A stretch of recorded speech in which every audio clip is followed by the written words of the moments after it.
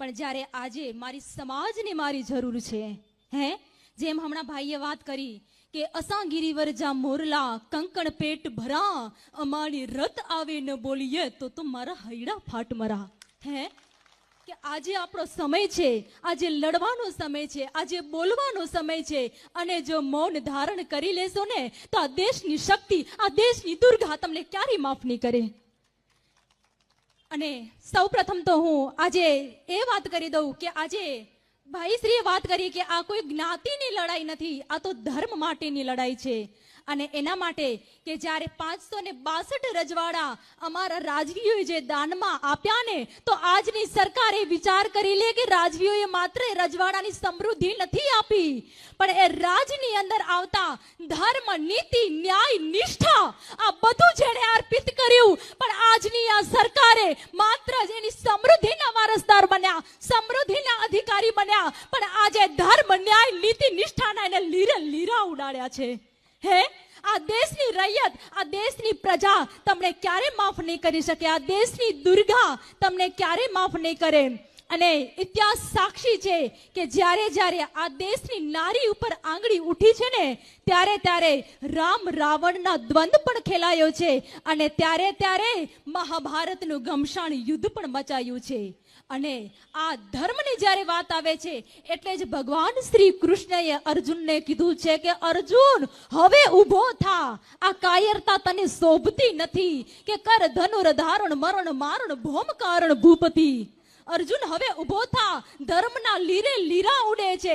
જેમ કુરુક્ષેત્રના રણ મેદાનની અંદર જે યુદ્ધ ખેડાયું ને, એ કોઈ વેરની વસૂલાતનું યુદ્ધ નહોતું, પણ ધર્મ માટેનું યુદ્ધ હતું. કારણ કે એ યુદ્ધ હતું નારી સ્વાભિમાનનું યુદ્ધ હતું. અને આજે પણ એ નારીના સન્માનને ઠેસ પહોંચી છે. અને જ્યારે આજે વાત આવે છે કે મત કોને આપવો, ત્યારે હું વિશેષમાં વાત કરીશ કે મત કોને આપવો, કોને ના આપવો, એના માટે અમારી કોઈ જ જબરદસ્તી નથી. પણ એક વખત એટલું ખાલી યાદ રાખી લેજો, જો કોઈ મને પૂછે કે રાજાશાહી અને લોકશાહીમાં ફરક શું છે, ત્યારે હું માત્ર એટલું જ કહીશ કે રાજાશાહીની અંદર સત્તા ઉપર બેઠેલ ક્ષત્રિય જ્યારે રાજ સત્તા પર બેઠો હોય ત્યારે કોઈના બાપની ત્રેવડ નથી કે આ દેશની દીકરી ઉપર હીણી નજર નાખી શકે. જ્યારે મણિપુરની અંદર ઘટના ઘટે કે આ દેશની દીકરીને જાહેરમાં નગ્ન કરી અને એની પરેડ ફેરવવામાં આવે, એટલું જ નહીં પણ આ દેશની દીકરી ઉપર ગેંગ રેપ કરવામાં આવે. એટલે માટે દરેક લોકો, દરેક વડીલોને મારી વિનંતી છે, દરેક ભાઈઓ બહેનોને મારી વિનંતી છે કે જ્યારે પણ મત આપવા જાવ ને, ત્યારે દેશની દીકરીની દુર્દશાને ખાલી યાદ કરજો, એ મણિપુરની ઘટનાને તમે યાદ કરજો કે તમે કોને મત આપી રહ્યા છો. એટલું જ નહીં પણ ક્ષત્રિયોને ગુંડા કીધા, તમે ક્ષત્રિયોને કોમવાદી કીધા, ક્ષત્રિયોને આંદોલનકારી કીધા. તો ત્યારે વિશેષ ક્ષત્રિયોના ઉજળા ઇતિહાસો છે કે આ દેશની ધરતી જે છે એ રક્તરંજિત ધરતી છે, કે દેશની ધરતી ઉપર તમે જ્યાં ડગ માંડો ત્યાં રાજપૂતોના ઉજળા ઇતિહાસો નીકળી આવે કે અમે રાજપૂતોએ તો એક તેતરના કારણે પણ માથડા વાપ્યા છે. જ્યારે આ દેશની અંદર નારી અપહરણ થાય, બાળ અપહરણ થાય, ગૌ ધન હણાય, અને આજે તમે મતની માંગણી કરી રહ્યા છો. ક્યાં રહ્યું નારી સ્વમાન, ક્યાં ગયો તમારો ધર્મ?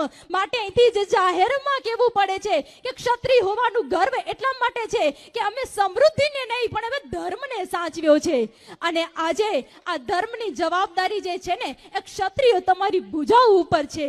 જો તમે આજે કાયર બનીને બેસી જશો ને તો આ દેશ, આ દ્વારિકાધીશ તમને ક્યારે માફ નહીં કરે. આજે ધર્મ માટે થઈને તમારે લડવાનું છે.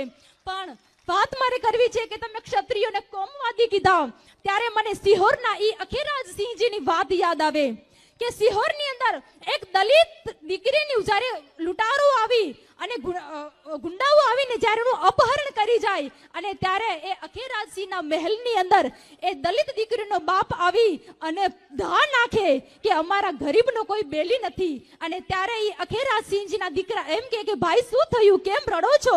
ત્યારે એ દલિત ભાઈએ એવું કીધું કે અમારા ગરીબોનો કોઈ બેલી નથી. ભાઈ વાત તો કર, શું થયું છે?